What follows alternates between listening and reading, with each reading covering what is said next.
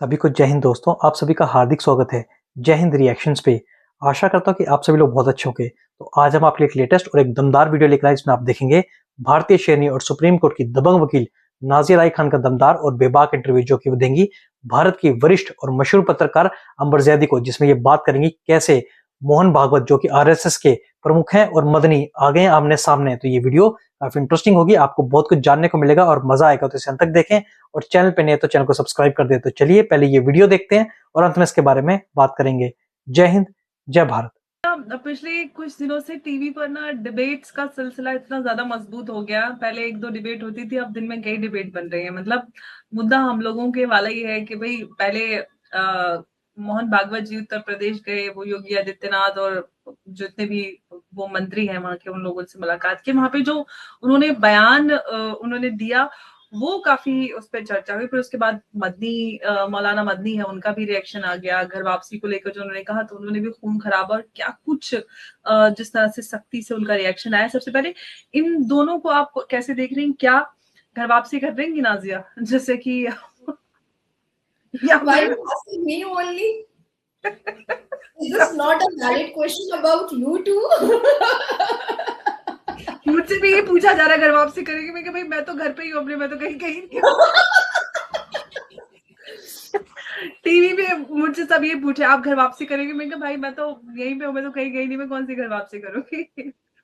It's a very important topic actually और बहुत ही highlighted topic है अंबर। और मुझे ऐसा लगता है कि इस बुढ़ापे में भी मदनी जो है, मतलब एक टांग खबर में है उसके, लेकिन फिर भी फुटेज की जहां पर बात आती है और जहां पर लाइमलाइट लेने की बात आती है, जहां पर टीआरपी की बात आती है और मतलब जहां पर चैनलों पर दिखने की बात आती है, हरा साफा पहन करके चला ही आता है, टपते टुकते करते करते चला ही आता है। तो मुझे मदनी नाना अब्बू पर नाना अब्बू तो मेरे उम्र में, मतलब मेरे हिसाब से वो पर नाना अब्बू लगने लगेंगे। उन्होंने फिर से एक भड़काऊ भाषण दिया है। मोहन भागवत जी ने फैक्चुअली तो कुछ गलत नहीं बोला था, क्योंकि वो पूरी की पूरी स्पीच मैंने सुनी है and I am the part of 100 year RSS Hindu सम्मेलन, और कई जगह पर मैं मुख्य वक्ता रही हूँ और दिल्ली में भी मैंने बहुत सारी स्पीचेस दी है। अभी मैं महाराष्ट्र में 5 दिन थी, वहां पर भी मैंने मीटिंग अटेंड की है। उसके बाद फिर उत्तर प्रदेश में भी मैंने बहुत सारी मीटिंग्स की है। और आरएसएस के 100 वर्ष के जो कार्य रहा है उनका, उसको मैंने मंचों पर, पूरे भारत में मंचों पर मैंने एक्सप्लेन किया है अपने स्पीच के माध्यम से। तो मुझे ऐसा लगा जब मैंने पूरी स्पीच मोहन भागवत जी की सुनी, तो क्योंकि कुछ भी अपने राय रखने से पहले सुन लेना बहुत जरूरी होता है, तो जब मैंने सुना तो मुझे फैक्चुअली कुछ गलत नहीं लगा। बिल्कुल भी मुझे 0.1% भी मुझे गलत नहीं लगा। जैसे किरण रिजिजू साहब का सना खान के पास जाना और जूनियर तारिक जमील की अम्मा के साथ खाना पकाना अफ्तार, वो मुझे बुरा लगा तो मैंने बोला। किरण रिजिजू जो भाजपा की सरकार में, हमारे सेंट्रल गवर्नमेंट में माइनॉरिटी कैबिनेट मंत्री हैं, वो अजमेर शरीफ गए थे माथा फोड़ने के लिए और वहां का लुकुंदाना खाने के लिए, तो मुझे बुरा लगा था। तो मैंने कहा था, और मैंने ऑन कैमरा कहा है, नेशनल न्यूज डिबेट पर मैंने कहा है कि मुझे बुरा लगा। तो अगर मुझे मोहन भागवत जी की बात अगर बुरी लगी होती तो मैं जरूर कहती, लेकिन मुझे फैक्चुअली कहीं पर भी गलत नहीं लगा।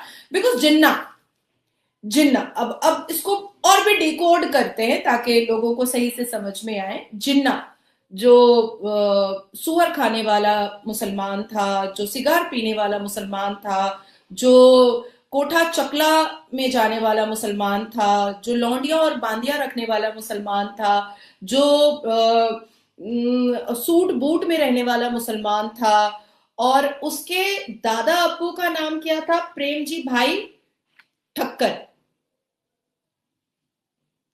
वो जिन्ना जिसने अखंड भारत के कलेजे से धरती निकाली और उसको इस्लामिक देश पाकिस्तान बनाया, वो जिन्ना जिसको इस्लामिक और कुरानिक पाकिस्तान बनाने की जरूरत थी, क्योंकि उसको वजीर आजम बनना था, क्योंकि नेहरू चाचा जो है मामू बना दिए थे उसको यूज करने के बाद कि हम तो इसको अपने कैबिनेट का चपरासी भी ना रखें।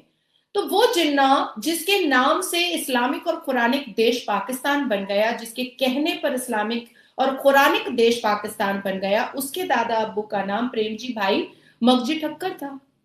अब आते हैं अल्लामा इकबाल, जिनकी नज़में, जिनकी तशरीह, जिनके पोइट्रीज, जिनके शेर शायरी हमने बहुत पढ़ी है। और मैं तो क्लास 8 और 9 तक उर्दू स्कूल में पढ़ी हूँ।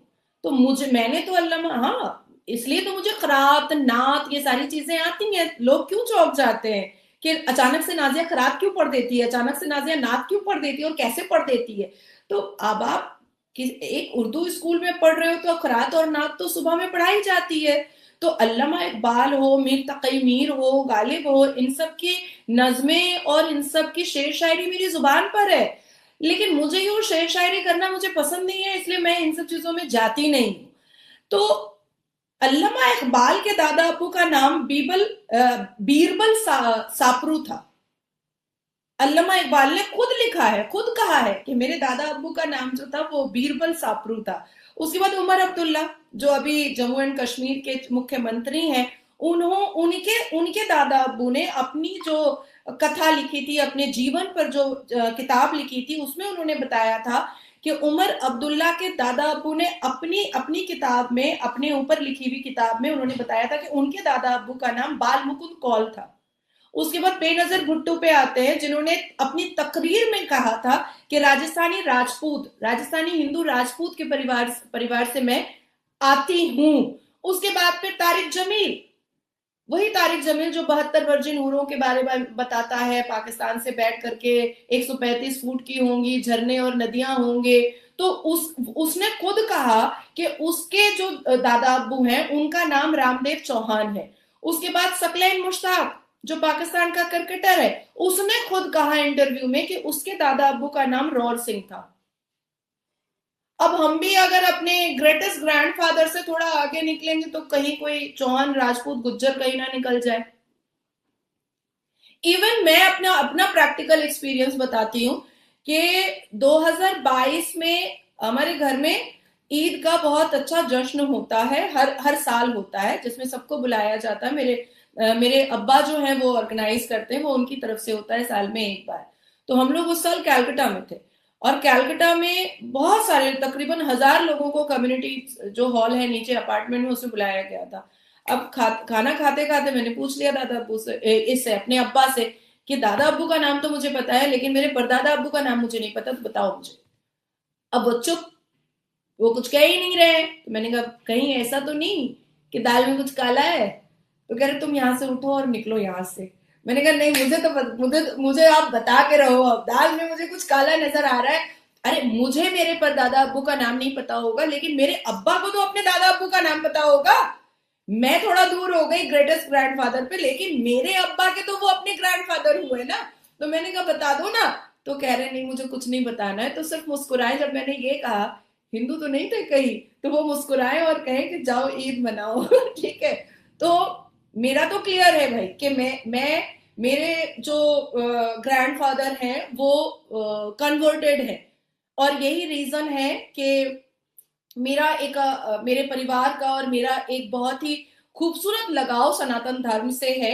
और जब आप मेरे किसी भी घर में एंटर करेंगी, आप मेरे दिल्ली वाले घर में एंटर करिए, आप मेरे बॉम्बे वाले घर में एंटर करिए, आप मेरे कोलकाता वाले घर में एंटर करिए, तो आपको वो मुसलमान जो टैग वाला जो घर होता है वो नहीं दिखाई देता है, बल्कि मेरे कलकत्ता वाले घर में काली माँ की प्रतिमा है, मेरे दिल्ली वाले घर में गणेश जी की प्रतिमा है, मेरे बॉम्बे वाले घर में लक्ष्मी जी की प्रतिमा है।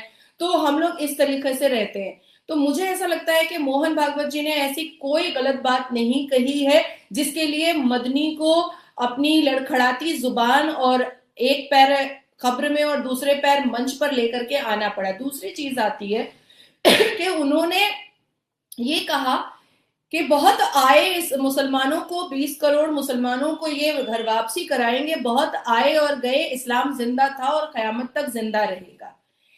ये बात सच है कि अल कुरान इस बात की वाज़ह नहीं करता है कि कयामत कब आएगा, जबकि हम अल कुरान के सूरह अल अर्फ के वर्स 187 में जब हम जाते हैं तो वहां पर भी अल्लाह सुब्हान ये समझाते हुए नजर आते हैं कि ये कोई नहीं बता सकता है एक्सेप्ट अल्लाह सुब्हान कि कयामत किस दिन आएगा।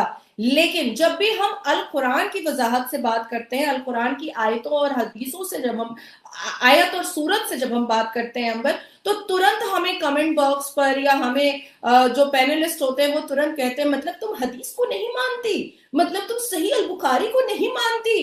तो कुरान कह रहा है, कुरान का सूरह अल अर्फ कह रहा है कि अल्लाह सुभान सिर्फ जानता है कि कयामत कब आएगा, इसके अलावा कोई नहीं जानता। उसका कोई स्पेसिफिक पर्टिकुलर डे अल्लाह सुभान ने मेंशन नहीं किया है कुरान में, कुरान के 30 पारा में। लेकिन सही अल बुखारी के 601 बुक 10 में जब हम जाते हैं तो वहां पर नैरेट बाय अब्दुल्ला बिन उमर ये कह रहे हैं कि 100 साल के बाद कोई जिंदा नहीं बचेगा, चाहे वो एक छोटा सा बच्चा ही क्यों ना हो, कोई जिंदा नहीं बचेगा।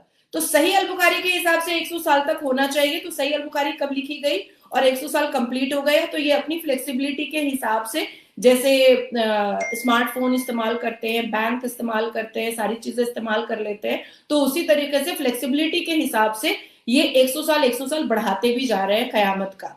तो मुझे ऐसा लगता है कि 120 करोड़ को और मोहन भागवत जैसे कट्टर हिंदू को आप कयामत समझाई क्यों रहे? वो उनका कॉन्सेप्ट नहीं है कयामत का, वो मुसलमानों का कॉन्सेप्ट है कयामत का और जन्नत में 72 वर्जिन हूरों का। तो मुझे लगता है कि आउट ऑफ द बॉक्स जाकर के आप मोहन भागवत को आप क्यों समझा रहे हो कयामत? वो उनका नरेशन या वो एक्सेप्ट ही क्यों करेंगे आपके कयामत को? आप एक्सेप्ट करो।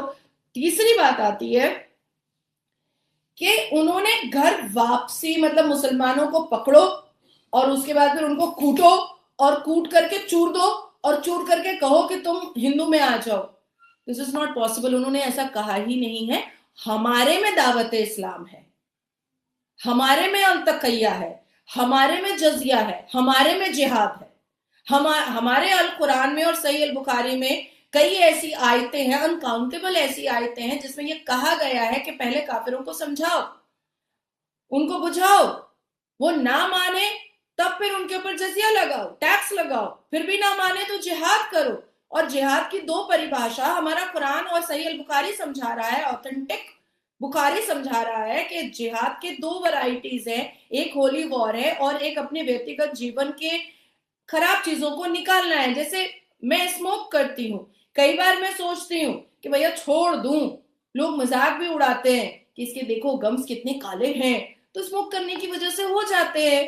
तो फिर सोचती हूँ कि अरे आज तो छोड़ ही दूंगी, लेकिन नहीं होता है। तो दिस इज कॉल्ड जिहाद, कि अपनी खराब खामियों को, अपनी खराब चीजों को आप निकालो, उससे जिहाद करो। लेकिन होली वॉर भी तो समझाया गया है, वो भी तो जिहाद है। तो मुझे ऐसा लग रहा है कि मदनी ने बहुत ही लूज टॉक किया है। दूसरी चीज कि आप किसी की माँ के दूध का आपको क्या मतलब है? मतलब पार्लियामेंट में खड़ा मैं इसी तरफ आ रही थी कि जिस तरह से मैंने मदनी साहब का बयान देखा है, जैसे वो काफी ललकार रहे हैं और किसने माँ का दूध पिया है और ये सारी चीज, उसके अलावा और भी कई सारे रिएक्शन देखने के लिए मिले। एक मौलाना साहब बोल रहे हैं कि दोस्तों, हमारे देश में एक ऐसा समुदाय है जो ना तो कभी राम मंदिर के अस्तित्व को मानेगा और ना ही कभी वंदे मातरम बोलेगा। ऐसे लोगों को जमकर और दमदार तरीके से एक्सपोज करती है नाज़िया अलाई खान। तो आशा करता हूँ कि वीडियो को आपने अंत तक देखा होगा और हमेशा की तरह नाज़िया अलाई खान का बेबाक और दमदार अंदाज आपको काफी पसंद आएगा। तो वीडियो अगर आपको अच्छी लगी है, इसे लाइक और शेयर जरूर करें और अपने विचार हमें कमेंट सेक्शन में लिखकर जरूर बताएं। हमें आपके कमेंट्स का इंतजार रहेगा। और एक बार फिर चैनल पे नए तो चैनल को सब्सक्राइब कर दें ताकि हम आपके से लेटेस्ट और इंपॉर्टेंट वीडियोस लाते रहे। तो चलिए फिर मिलेंगे ऐसी किसी इंटरेस्टिंग और दमदार वीडियो में। तब तक अपना ध्यान रखिए। जय हिंद, जय भारत।